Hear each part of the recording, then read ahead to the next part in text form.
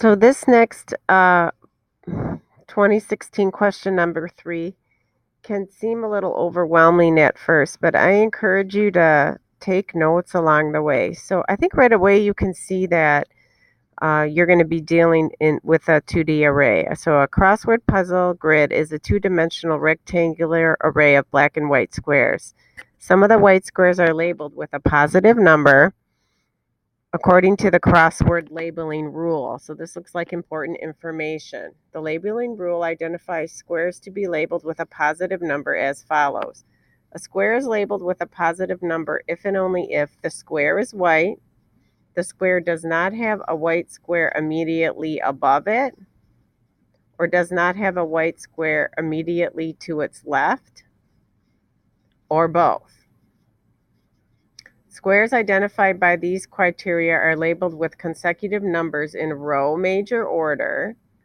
So notice they go 1, 2, 3, 4, 5 and continue on 6, 7, 8. The squares identified by these criteria are labeled with consecutive numbers. Okay, I said that. The following diagram shows a crossword puzzle and labeling of the squares according to the crossword rule. So no square above, no square to the left, labeled because no white square above, labeled because no white square to the left, and here the top row, no white squares above. So there's a lot going on there that you're going to need to keep track of for this assignment. Okay, so the question uses two classes, a square class that represents an individual square in the puzzle and a crossword class that represents a crossword puzzle grid. The partial declaration of the square class is shown.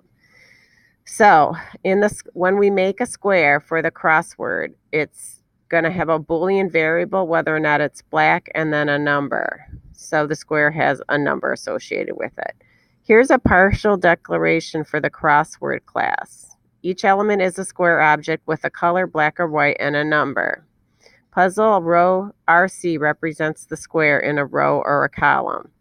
So we're going to have a square, a 2D array made of square objects called puzzle.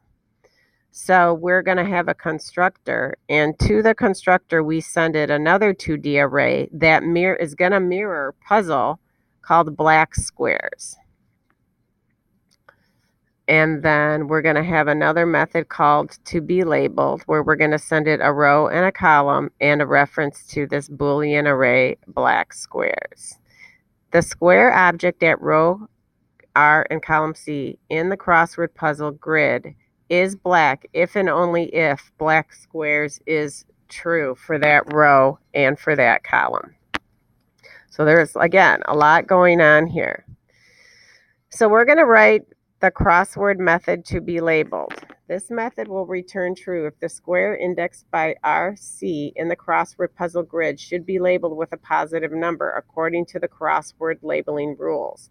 Otherwise, it's going to return false. The parameter black squares indicates which square in the crossword puzzle is black. So here's some class information that should be useful to you as you get started on this task.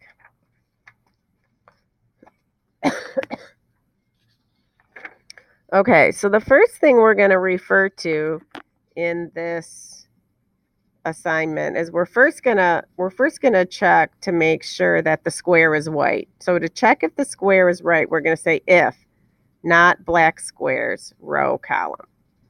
So that's got to be true.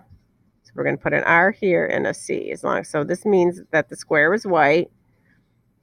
And okay, so now we need to start checking for all those other situations.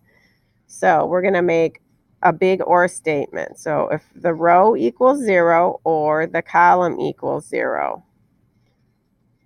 So we're up in the upper left-hand corner, then for sure you're going to get a number.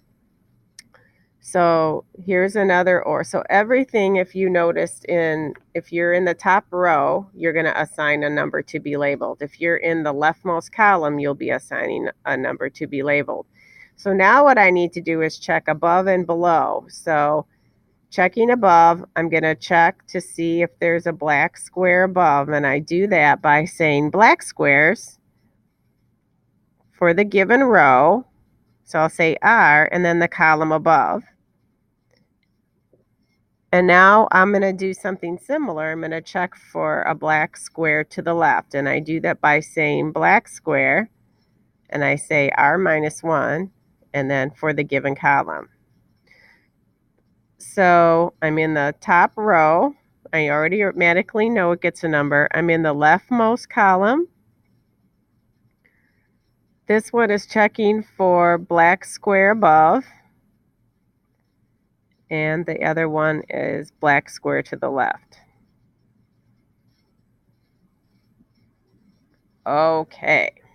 Now, so if any of these, if it's white and any of these are true, we're going to return true. Else we return false. It's really that simple. So sometimes those statements can be pretty complicated, but at the end of the day, it's not really that bad. So let's move on. So here we're going to make the crossword constructor. The instructor should initialize the crossword puzzle grid to have the same dimensions as the parameter black squares. Each element of the puzzle grid should be initialized with a reference to a square object with the appropriate color and number. The number is positive if the square is labeled and to be labeled, and if 0 is in 0 if the square is not labeled. So now we're going to make the constructor for this class, and we're going to need to refer to is labeled in our efforts. So let's go ahead and get started. Now, some of this stuff, so we're gonna refer to this because we need to know the dimensions of our crossword. So first thing I'm gonna do is I'm gonna make a variable R. That's the length of black squares. And then I'm gonna make a variable C that gives me the number of columns. And so I have to say pick a row. And then I'll say length. So now I know the dimensions. I can instantiate my two-dimensional array. I'm going to call it X, and it's made up of square objects. So I'm going to say is a new square, R, and C. All right, I know that when I start labeling, the first number I want to use to label the square is 1. So now what I'm going to need to do is I need to actually loop through black squares and first determine whether or not the square is black and then if it's going to be labeled. So I'm going to have to write 2 for loops. So we're going to first go by row, then we're going to go by column.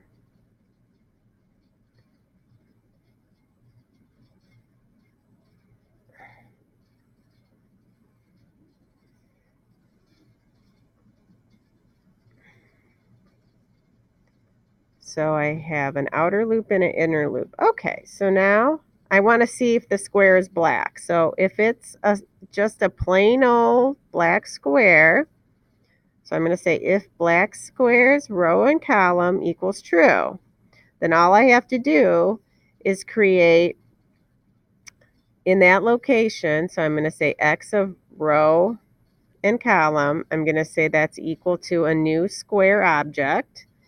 And then I just have to send it the right parameter. So true for it's black and 0 that it's not going to be labeled. So else, then I need to check if it needs to be labeled because that means it's a white square. So I'm going to call to be labeled. And I'm going to say row, col, black squares because that's the parameter I need. Okay.